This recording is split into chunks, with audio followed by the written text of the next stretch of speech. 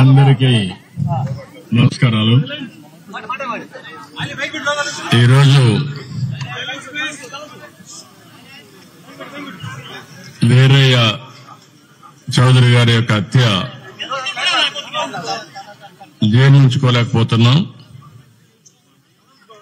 నిన్న నేను ఢిల్లీలో ఉన్నప్పుడు ఈ వార్త నాకు తెలిసింది. వెంటనే ఎస్పీతో మాట్లాడాను. నిన్నటి నుంచి దీనిపైన అన్ని విధాలుగా అన్వేషిస్తున్నాం, ఇన్వెస్టిగేషన్ చేస్తున్నాం. 12 టీములు వేశాం.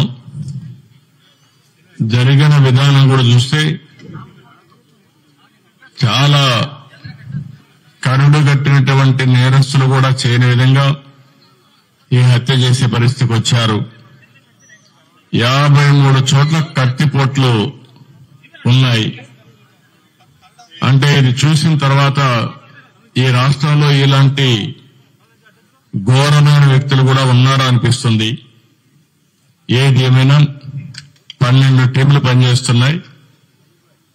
వీరయ్య చౌదరి గారు మంచి నాయకుడు, సమర్థవంతమైన వ్యక్తి. ఏదైతే యువగళం అప్పుడైతే 100 రోజులు లోకేష్ గారితో కూడా తిరిగారు. అదే సమయంలో అమరావతి రైతులు పాదయాత్రలో వచ్చేప్పుడు వాళ్ళకు అండగా నిలబడ్డాడు. అంతేకాకుండా పార్టీకి ఒక మంచి నాయకుడిగా, సమర్థవంతమైన వ్యక్తిగా ఇక్కడ పనిచేశాడు. ఈ మండలంలోనే ఒక 10,000 ఓట్ల మెజార్టీ సాధించే పరిస్థితిలో ఆయన ఉన్నాడంటే ఎంత మంచి నాయకుడు మనం అర్థం చేసుకోవాలి. ఆయన ఎన్నికలప్పుడు నేను ఇక్కడ చూడడమే కాకుండా చీరాల కూడా చూసుకోమంటే ఇక్కడ చీరాల 2 సమర్థవంతంగా చేసి 2 గెలిపించే పరిస్థితికి వచ్చారు. అలాంటి మంచి నాయకుడిని రోజు కోల్పోవడం చాలా బాధేస్తుంది.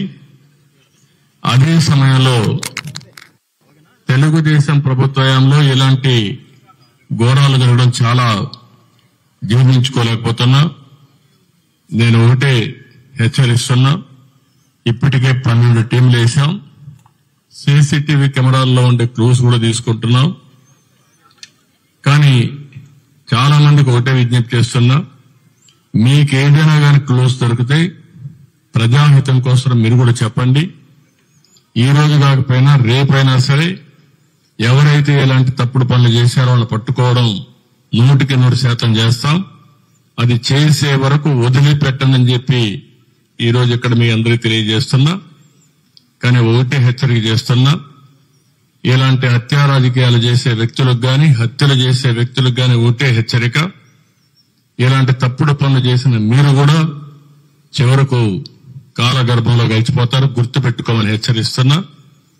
అంతేకాకుండా ఈ విషయంలో చాలా స్పష్టంగా వాళ్ళ కుటుంబ సభ్యులు కూడా ఒక నమ్మకం ఇచ్చాను.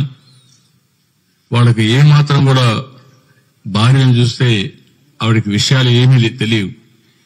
అంటే రాజకీయాలు మాట్లాడలేదు, బయట జరిగే విషయాలు ఏం తెలియవు. బాబును చూస్తే ఇంటర్మీడియట్ చేస్తున్నాడు. ఆయనకు కూడా ఎప్పుడు టైం ఇచ్చిన సందర్భాలు లేవు. కుటుంబ సభ్యులతో కూడా పెద్దగా విషయాలన్నీ కూడా చెప్పలేదు. అది కూడా వారికి చాలా వరకు విషయాలే తెలియవు. ఆయన మిత్రులు గాని, కొంతమంది బంధువులుంటే వారిని అడిగాను. ఆయన దగ్గరుండే డ్రైవర్ని అడిగాను. అదే మరి ఆఫీసులో పనిచేసి అతను అడిగాం. నిన్న సంఘటన జరిగినప్పుడు ఆఫీసులో అతనితో ఉన్నటువంటి వ్యక్తి కూడా గట్టిగా అతను మెడ మీద కత్తి పెట్టి బెదిరించి యథేచ్ఛగా వీళ్ళు చేసే పరిస్థితికి వస్తే వాళ్ళని గుర్తుపట్టగలుగుతామంటే ముసుగేసుకొని చేశారని చెప్పి అంటున్నారు.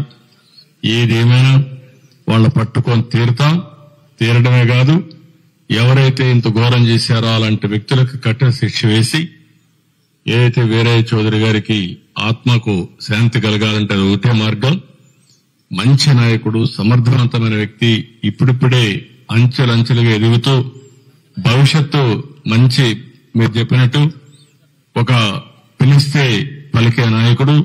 ఎవరికి ఏ కష్టం వచ్చినా వాళ్లకు న్యాయం చేసే వరకు అధికార యంత్రాంగంతోనే కాకుండా కోర్టు కూడా వెళ్లి పరిష్కారం చేయడం కోసం అన్ని విధాల ప్రయత్నం చేశాడు.